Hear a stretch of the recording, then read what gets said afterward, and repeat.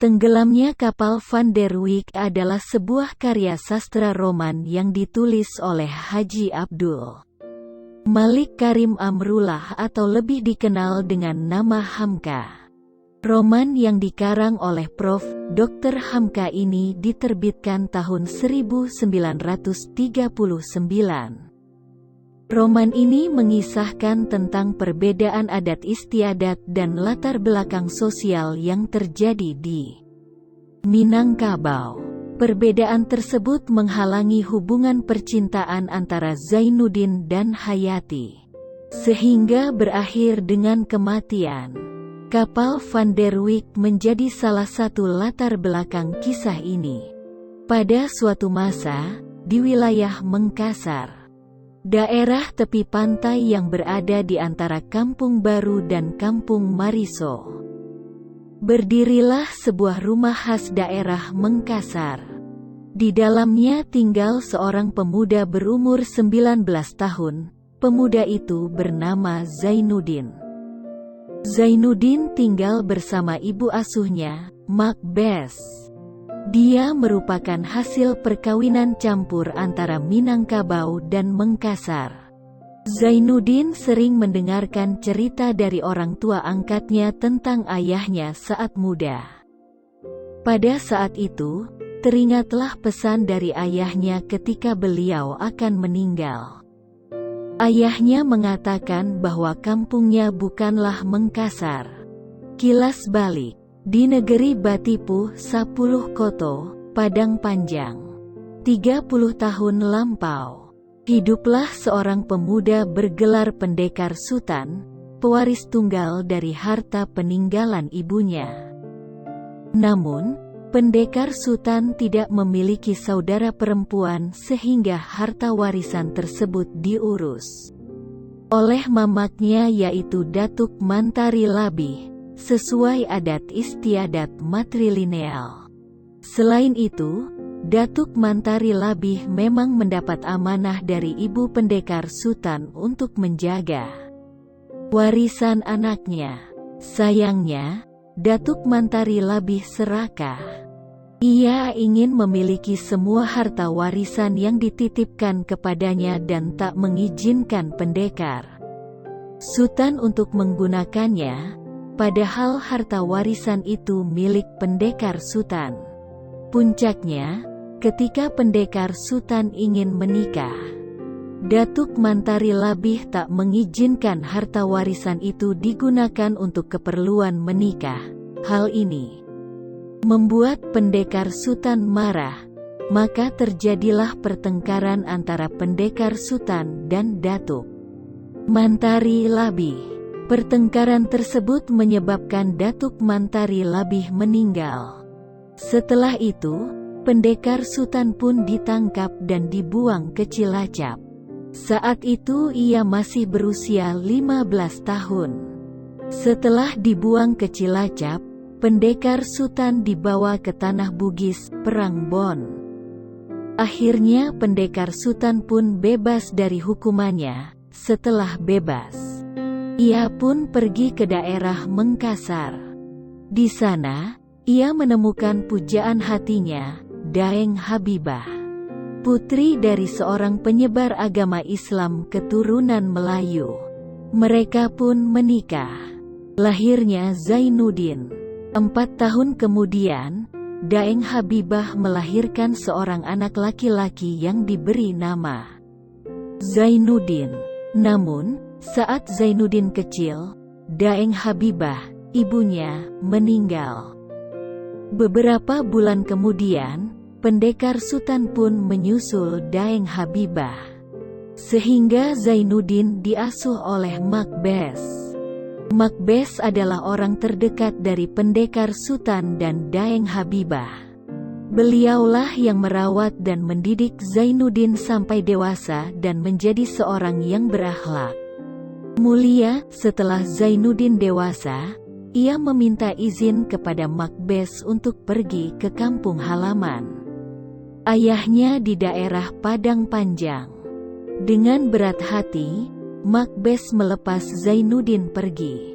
Sampai di Padang Panjang, Zainuddin langsung menuju kampung Batipuh. Di sanalah ayahnya dilahirkan. Sesampainya di sana ia sangat gembira.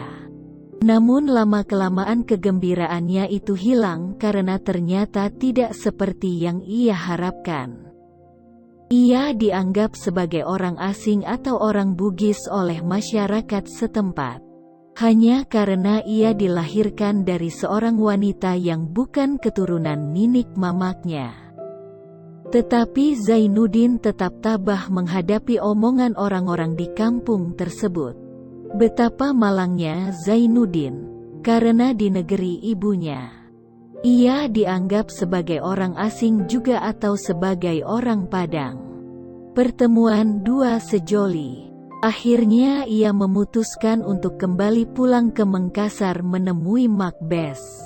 Namun, saat akan pergi, ia pun bertemu dengan Hayati, seorang gadis cantik berdarah Minang. Pertemuan dengan Hayati membuat hatinya gelisah dan sebagai alasan untuk tetap tinggal di sana. Berawal dari pertemuan yang tidak disengaja, berlanjut dengan surat menyurat, maka penderitaan sepasang kekasih ini pun dimulai. Dalam suratnya Zainuddin menuliskan, sebagai kukatakan dahulu, lebih bebas saya menulis surat daripada berkata-kata dengan engkau. Saya lebih pandai meratap, menyesal dan mengumpat dalam sebuah surat. Karena, bila mana saya bertemu dengan engkau, maka matamu yang sebagai bintang timur itu senantiasa menghilangkan susun kataku. Hayati adalah perempuan yang tak hanya cantik, namun juga memiliki budi pekerti yang baik. Mereka sering bertemu dengan bantuan adik laki-laki Hayati. Namun apa daya, hubungan ini tidak disetujui oleh ninik dan mamaknya Hayati. Dikarenakan Zainuddin berasal dari suku yang berbeda. Asal-usulnya sebagai orang buangan di Mengkasar, dan tak memiliki harta. Sedangkan Hayati terlahir dari keluarga terpandang. Untuk menghindari pergunjingan tentang hubungan mereka, maka mamak Hayati menyuruh Zainuddin pergi meninggalkan Batipuh. Dengan berat hati, Zainuddin pun pindah ke Padang Panjang. Di sana, Zainuddin memperdalam ilmu agama dan pengetahuannya. Di kota tersebut banyak sekolah-sekolah agama yang bagus. Hayati menikah. Akhirnya, Hayati memilih untuk diperistri oleh Aziz, kakak dari sahabatnya, Khadijah. Luluh lantaklah hati si yatim piatu yang terbuang itu. Terlebih lagi di saat yang sama Zainuddin mendapat kabar kalau Mak Bes, pengasuhnya, telah berpulang. Mak Bes meninggal dan mewariskan banyak harta kepada Zainuddin. Zainuddin memberanikan diri mengirim surat lamaran kepada Hayati di Batipuh. Tetapi sayangnya, bersamaan dengan datangnya rombongan dari pihak Aziz yang hendak melamar Hayati, Zainuddin tanpa menyebutkan harta kekayaan yang kini ia miliki, sehingga ia ditolak oleh ninik mamak Hayati. Pinangan Aziz. Ninik mamak Hayati menerima pinangan Aziz yang di mata mereka lebih beradab dan kaya raya. Hayati akhirnya menikah dengan Aziz. Aziz adalah anak orang terpandang, satu suku dan terikat kerabat dengan mamaknya Hayati. Walaupun jauh, awal pernikahan Hayati dan Aziz sangat bahagia karena Aziz pandai mengambil dan menyenangkan hati Hayati. Namun tanpa sepengetahuan Hayati, Aziz adalah tipe pemuda yang suka menghamburkan uang, berjudi, mabuk-mabukan dan senang main perempuan.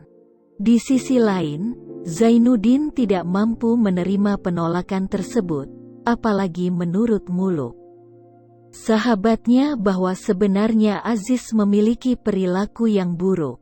Zainuddin pun jatuh sakit, akibat terlalu memikirkan orang yang ia cintai pergi bersama pria lain. Setiap hari, ia selalu memanggil nama Hayati. Atas permintaan dokter dan izin dari Aziz, suami Hayati. Akhirnya Hayati pun menjenguk Zainuddin. Dalam sekejap, Zainuddin pun sembuh. Setelah sembuh dari sakit, Zainuddin pun mulai bangkit untuk melupakan Hayati. Bangkitnya Zainuddin. Zainuddin ditemani Muluk, sahabatnya pindah ke Pulau Jawa. Di Pulau Jawa, Zainuddin menjadi penulis terkenal. Ia menggunakan nama samaran Z di setiap karyanya. Muluklah yang menyemangati Zainuddin sampai ia bisa mencapai titik tersebut. Sukses dan melupakan Hayati. Hayati dan Aziz hijrah ke Surabaya. Perekonomian mereka makin memprihatinkan dan terlilit banyak hutang akibat ulah Aziz. Mereka diusir dari kontrakan dan secara kebetulan mereka bertemu dengan Zainuddin. Mereka singgah di rumah Zainuddin. Karena tak kuasa menanggung malu atas kebaikan Zainuddin, Aziz meninggalkan istrinya untuk mencari pekerjaan ke Banyuwangi. Aziz bunuh diri.